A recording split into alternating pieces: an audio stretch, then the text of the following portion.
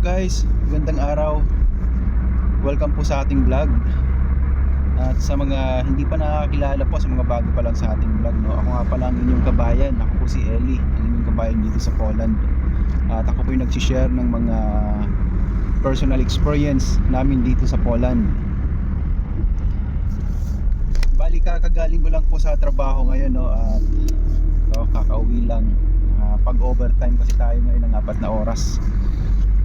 Pero okay lang kasi hindi naman ganun nakakapagod yung trabaho, no? So nakakaswerte pa rin natin guys, meron tayong ganitong opportunity dito sa Poland. Trabaho ko nga pala, bago pa nyo itanong, no? Trabaho ko nga pala dito ay factory worker. At ang company na pinagtatrabuhan ko ay sa pagawaan po ng mga glass ng sasakyan, mga windshield ng sasakyan. So, yun nga guys, no, ang pag-uusapan nga natin ngayon ay tungkol ito sa culture ng mga tao dito. Kasi madalas po sa mga vlogger, syempre ang sinishare lang nila yung mga magagandang experience. Pero gusto ko rin po i-share sa inyo yung mga pangit na experience namin dito. Hindi ito dahil gusto ko kayo discriminate, ha. Gusto ko kayo discriminate sa pagpunta nyo dito sa Poland, kundi gusto ko lang kayo bigyan ng awareness na yung real situation dito sa Poland, magkaroon kayo ng idea. Bali dito nga pala guys, no, na experience namin na pumunta sa isang hospital para magpa-register dahil nga nagbabayad tayo ng tax dito sa Poland. Dahil nagbabayad tayo ng tax dito sa Poland, talagang allowed naman talaga tayo na magpa-register sa mga hospital, ganyan, diba? Pero na-experience namin to mga kabayan dahil walang nakakapag-English na doktor, as in hindi talaga kami tinanggap. Yun yung unang experience namin mga kabayan, ha. Nagpunta kami sa hindi pala public hospital yung unang pinuntahan namin. Isa siyang private clinic, pero nagbabayad kami ng guys, nagbabayad naman kami ng insurance sa kanila through agency. Pero hindi pa rin kami in-entertain dahil wala raw doktor na nakakapag-English. At based on our experience, nakakalungkot kasi medyo may pagka-rude yung doktor na babae na nakausap namin.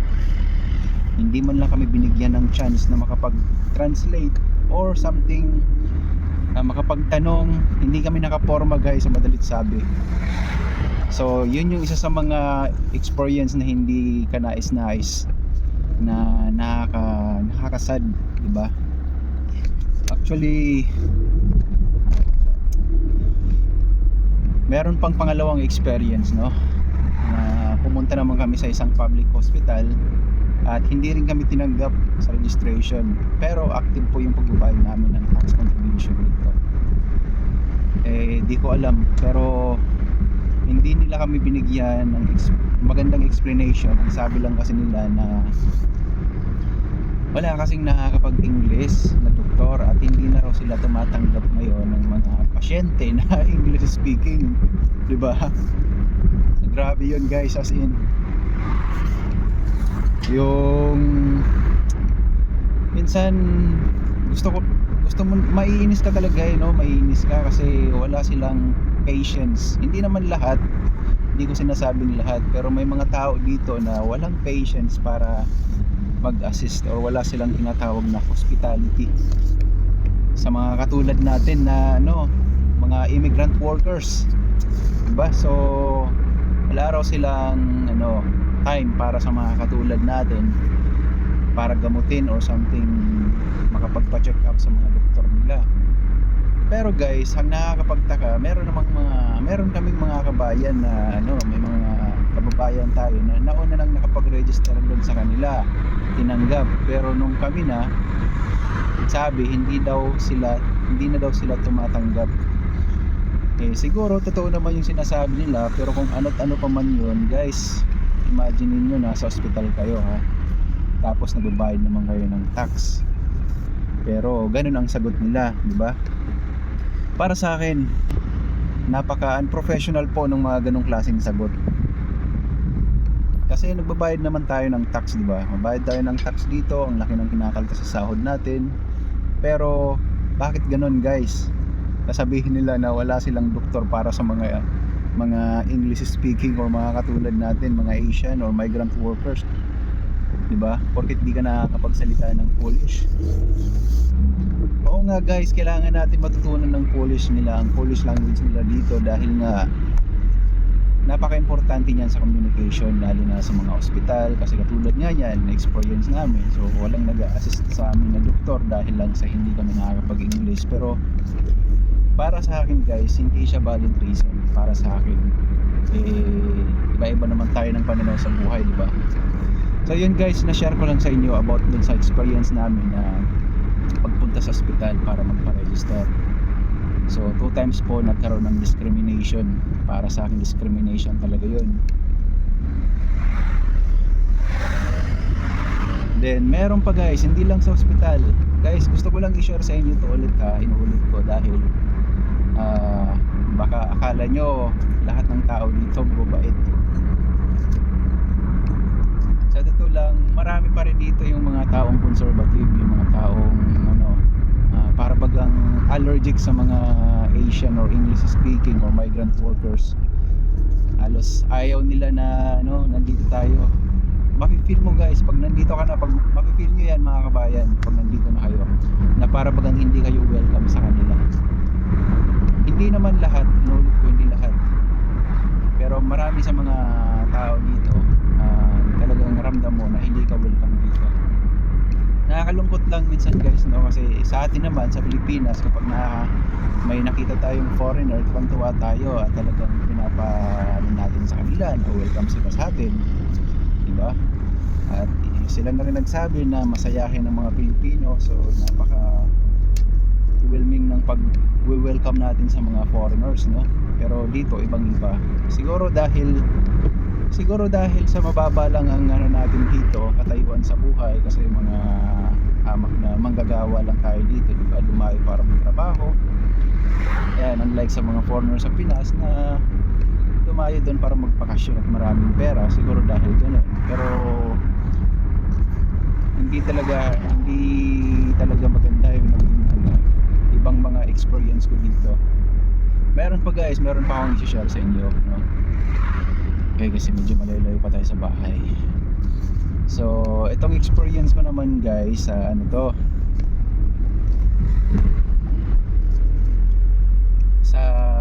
pagkuha naman to ng mga legal documents sa munisipyo nila. Syempre bawat syudad, bawat taon, meron silang mga kanya-kanyang munisipyo. So dito sa munisipyo na kung saan kami ngayon, ayaw magbanggit kung saan lugar para wala tayong foul. Merong nag-a-assist ng mga foreigner na babae. Siya yung nakatoka sa mga foreigners sa pag-i-issue ng tinatawag na PESEL number. Ang PESEL number na yan guys, yun yung pinaka password nyo sa lahat ng access nyo sa lahat ng mga benefits like health benefits, ganyan, sa ospital.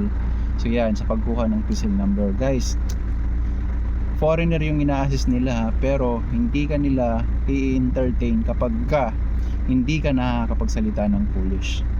At ang masama pa doon, okay lang sana kung hindi tayo entertain kasi hindi sila marunong mag-English. Okay lang sana, wag lang yung pagalit pa guys, yung halos ipagtabuyan ka sa pinto ng opisina nila, yung ganun. Nakakabastos ba? Siguro iba-iba naman tayo ng culture, pero ang pagkakakilala ko sa mga tao dito, mataas ang hospitality value nila, no? Mataas ang nila, respeto sa kapwa. Pero meron talagang mga tao dito na ganun. As in, pagbungad pa lang, ang sama na ng tingin sa'yo guys, kasi kilala naman tayo, madali tayo makilala, di ba? Pagkakilala natin mga Asian. So pagbungad pa lang, as in, ang sama na ng tingin sa'yo, tapos kung ano nang sasabihin na hindi mo maintindihan, na ramdam mo naman guys na pagalit talaga no? So yun yung mga experience namin guys, na talagang hindi kaaya-aya. Ganon din guys sa pagkuha ng TRC, grabe. yung temporary residence card, pag na-expired na yung visa nyo, kailangan nyo magkaroon nun. Eh ngayon, meron ding mga officer doon na nag-issue ng temporary residence card na ang susungit, as in yung hindi mo man lang makitaan ng pagkukusang loob na makatulong sa mga katulad natin, kasi wala naman talaga tayong ibang matatakbuhan. Ewan ko ba ha, pero yung natin dito sa Philippine polo natin, ang hirap naman kasing makipag-communicate, lalo na kung nasa Warsaw, tapos ang layo mo sa Warsaw, ang hirap. Tatawag ka, hindi naman agad-agad magre-reply, or kung meron kang mga kailangang ireklamo, something ganyan. Pagdating sa mga maliliit na bagay na ganyan, na pagkuha ng PESEL, hindi man lang tayo matulungan, as in, di ba? So actually ayaw ko na sanang sabihin yan yung tulong para sa mga OFW dito mula sa Pilipinas, na ma-assist tayo pagdating sa mga maliliit na bagay, mga ganyan. Kahit pa paano sana may magtatanggol sa atin, kaso hindi natin maramdaman yun, diba? So kaya dito guys, sariling sikap, self-learning talagang mangyayari. Kaya pag nagpunta kayo dito, kahit papaano, sana meron na kayong mga idea kung ano yung mga realidad dito sa Poland. So yun, sa lahat ng mga kababayan natin na balak pumunta, papunta na dito, so at least ba meron kayong mga idea about sa mga culture dito, para hindi tayo mabigla. At wag din po natin paiiralin yung ugali natin sa Pilipinas na atapang atao, di ba? Atapang atao, hindi uubra yan dito. Kasi pumunta tayo para magtrabaho, kung makadisgrasya tayo dito, kahit na napak ka lang or simpleng nanulak ka lang, kulong ka kaagad, may kalalagyan ka. So iwasan natin yung mga ganyan guys. So yun guys, sana meron kayong natutunan kahit paano sa mga na-share ko sa inyo ngayong araw na to, sa video na to. At kung meron pa kayong ibang mga katanungan guys, mag-comment lang po kayo sa ibaba ng video na to. At doon naman sa mga nagtatanong kung paano mag-apply dyan sa Poland, ang sagot ko lang sa ngayon, wag muna, kasi napakahigpit ngayon dito sa Poland at napakababa ng approval rate sa pagkuha ng working visa. At pangalawang dahilan, sa ngayon di pa natin alam, kasi may bagong presidente sa Poland. So hindi pa natin alam kung ano nga ba ang magiging palakad dito, kung tatanggap pa sila ng mga migrant workers, or ikikip na lang nila yung nandito, or ikikick out na rin nila. Diba? So kung hindi pa naman kayo nakapagsimula sa pag-apply nyo papunta rito, so wag na muna. Wag kayo mag-alala, update ko pa rin kayo kung merong mga good opportunity dito. So i-update po kayo. And also, kung talagang mapilit kayo at gusto niyo pa rin mag-apply dito, mayroon po tayong link sa description box ng video nito. So check nyo lang doon, at saka nandun po yung WhatsApp number ko, at saka yung Facebook account ko na rin nandun link. So i-check nyo na lang, okay? At nandito na tayo sa bahay guys. Dito na muna natin tatapusin tong video ito, at maraming salamat sa panonood. See you again.